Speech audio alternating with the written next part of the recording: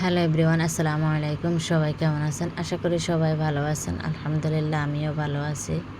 তো চলে আসলাম আবারও নতুন একটা ভিডিও নিয়ে। আশা করি আপনাদের সকলের ভালো লাগবে। আজকে আমি ব্রয়লার মুরগি রান্না করব। ব্রয়লার মুরগিটা আজকে আমি একটু মশলা কষিয়ে রান্না করব। অনেক সময় দেখা গেছে হাতে মেখে রান্না করে, তো আজকে এইভাবে রান্না করব। তো আমি প্রথমে তেল দিয়ে দিলাম, তেল দিয়ে পেঁয়াজগুলো দিয়ে দিলাম। পেঁয়াজের সামান্য গন্ধ যাওয়ার পর এক এক করে মশলা দিয়ে দিতেছি। হলুদ দিলাম, মরিচ দিলাম, লবণ দিব, এরপরে আদা দিব, রসুন দিব। এই যে এটা হচ্ছে রসুন, এরপরে আদা দিয়ে দিব।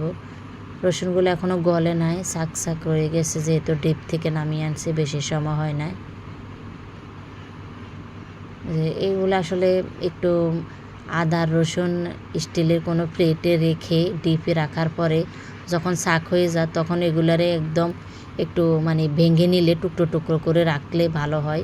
যেমন ধরেন আপনার তরকারিতে মাংস প্রয়োজন হয়েছে, পরিমাণ মতো 2 টুকরা নিচ্ছেন, এরকম হলে ভালো হয়। তো আমি সবসময় আগে এরকম করতাম, এখন আর করি না। দিন দিন কেন জানি না অলসতা দেখা দেয়, বুঝছেন। অলসতার কারণে কোনো কাজে ভালো লাগে না, এই আর কি। তা আমি কয়েকটা লবঙ্গ আর এলাচও দিয়ে দিলাম।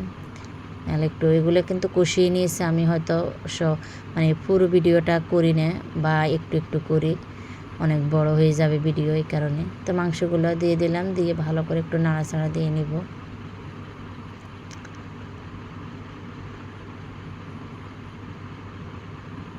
ব্রয়লার মুরগি কিন্তু একটু রান্না করার আগে একটু ভেজে নিলে ভালো হয়।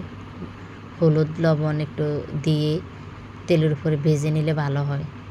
হালকা করে একদম ভাজলে ভালো হয়, কিন্তু আমি ভাজি নেই, সরাসরি রান্না করে নিছি। আগে ওই ভেজে নিতাম, এখন কেন জানি না দিন দিন বয়স হয়, দিন দিন অলসতা ধরে যায়, বুঝছেন, এই আর কি।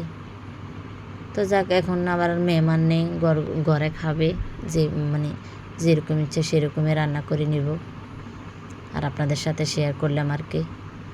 এই যে ভালো করে একটু নাড়াচাড়া দিয়েছি, যখন দেখলাম তলে লেগে যায় তখন পানি দিয়ে দিলাম।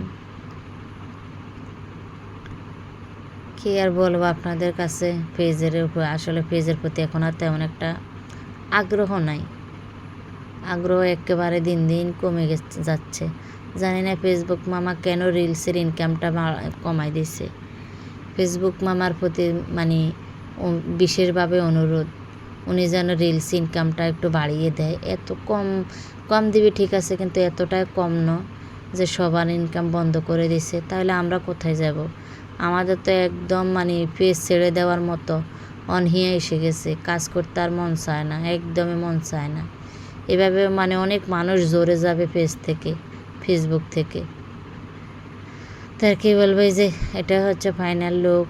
ফাইনাল লুকটা কেমন হয়েছে জানাবেন। সবাই ভালো থাকবেন, সুস্থ থাকবেন, আর কিছু বলার নাই। এই যে ফাইনাল লুকটা। আল্লাহ হাফেজ, ভালো